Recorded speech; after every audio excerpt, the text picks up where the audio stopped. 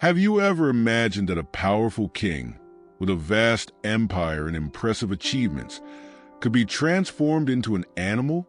For this is exactly what happened to Nebuchadnezzar, the great king of Babylon. In one of the most surprising accounts of the Bible, what would lead someone to be demoted in such a way? What could justify such a divine judgment? This king's history teaches us powerful lessons about pride, God's sovereignty, and repentance. And the most intriguing, how can this affect us in today's world? If you are ready to find out how a superb marked life can be radically transformed, keep reading and prepare to understand the mysteries of a journey of humiliation and redemption. Nebuchadnezzar was one of the most powerful kings in ancient history. His reign marked the rise of the Babylonian Empire, consolidating it as the greatest power of the time. Son of Nebuchadnezzar, he inherited a growing kingdom, but it was his strategic intelligence and determination that led him to expand his borders. Babylon, under its government, has become a center of culture, wealth, and power, imposing respect for all nations around. His name was synonymous with greatness, and few would imagine that this same king would go through one of the greatest humiliations ever recorded. Nebuchadnezzar's force was directly linked to its military achievements.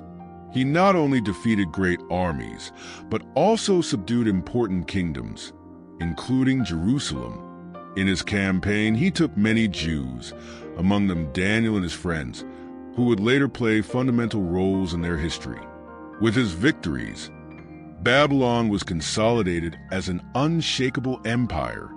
But ironically, the more he expanded his possessions, the more his pride grew. Unknowingly, he walked into a divine judgment that would change his life forever. In addition to his military strength, Nebuchadnezzar was also known for his grandiose buildings. Babylon's famous gardens, considered one of the 7 wonders of the ancient world, were erected during their reign. The city was a show of architecture and wealth, reflecting the king's ambitious view. But behind all this glory, there was a heart taken by pride. He saw Babylon as an exclusively his achievement, ignoring that every authority comes from God. And this excessive pride would soon have serious consequences.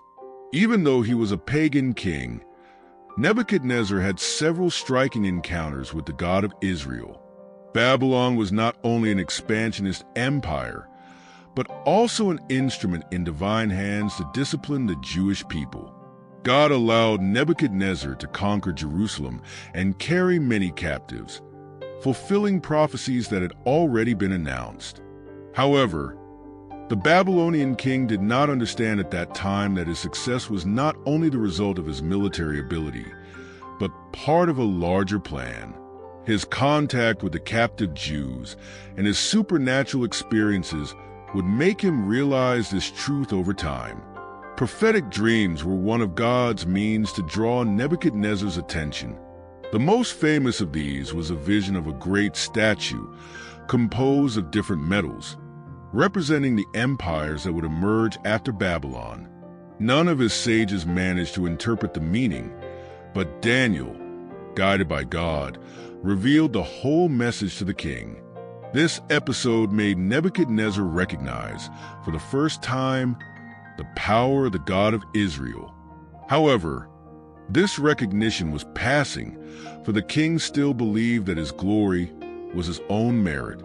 Throughout his life, Nebuchadnezzar had 3 moments when he recognized divine sovereignty, but without true repentance.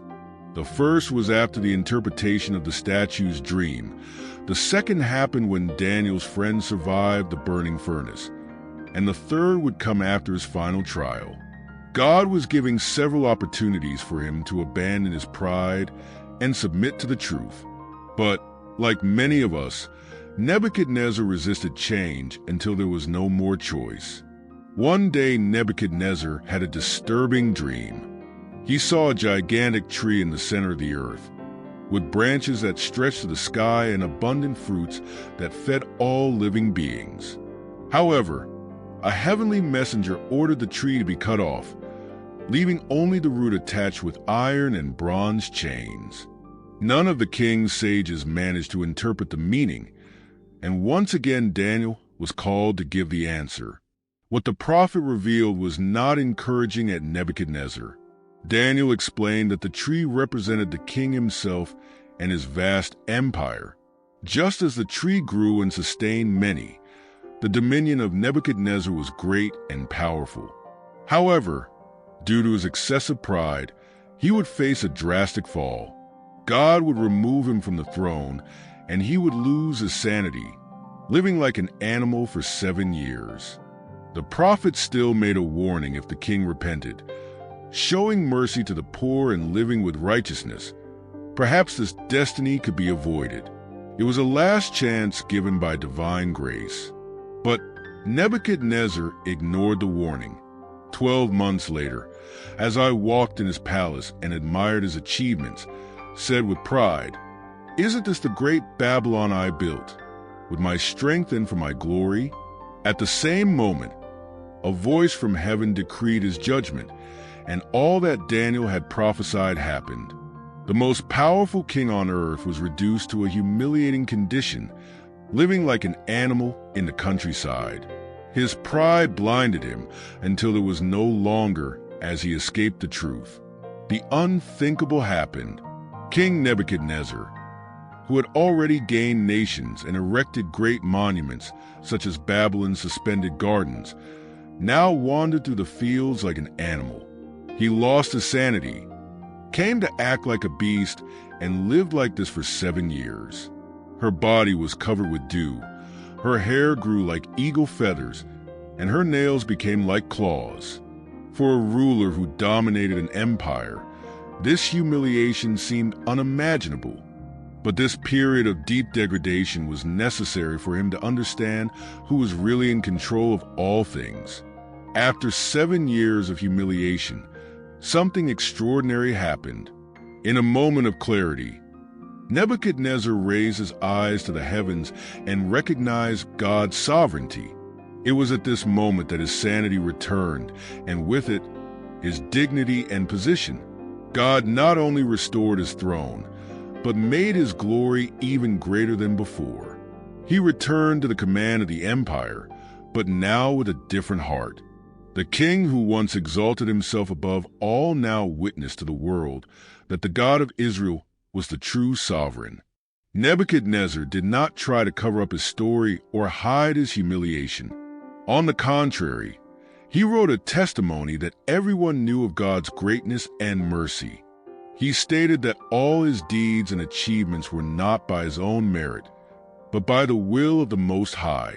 His account has become an eternal reminder that pride leads to fall, but humility brings exaltation.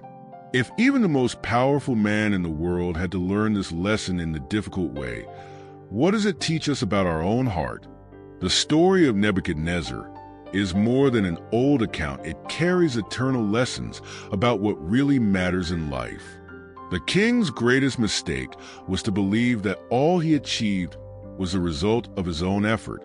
Pride is treacherous, and the fact that Nebuchadnezzar has been humiliated so drastically reminds us that self-employment can move us away from true wisdom. Today, many of us face the temptation to think that we are the owners of our destiny, but the reality is that God's sovereignty rules everything. When we ignore this truth, we risk being confronted with consequences that could be avoided. Repentance, as we have seen on Nebuchadnezzar's journey, is a vital key to transformation. When the king finally humiliated himself and recognized divine power, he experienced God's mercy in an incomparable way. This is a principle that transcends times and cultures. God always offers a redemption opportunity to those who turn to him with a sincere heart.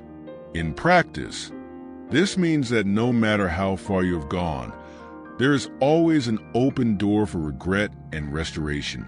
How have you answered God's grace in your life? History also teaches us about the nature of divine justice.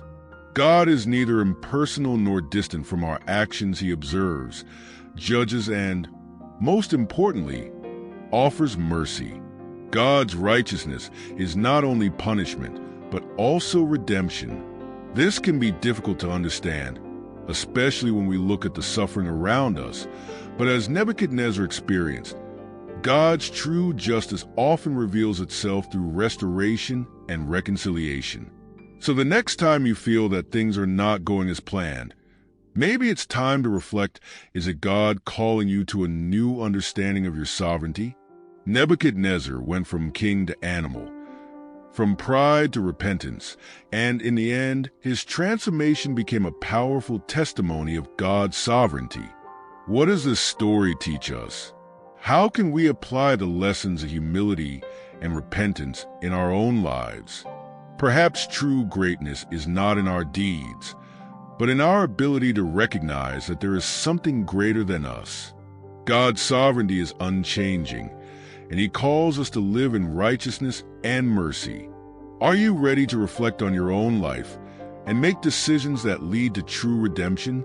Be sure to subscribe to the channel and activate notifications, because we have much more to share how we can turn our lives from the Bible teachings.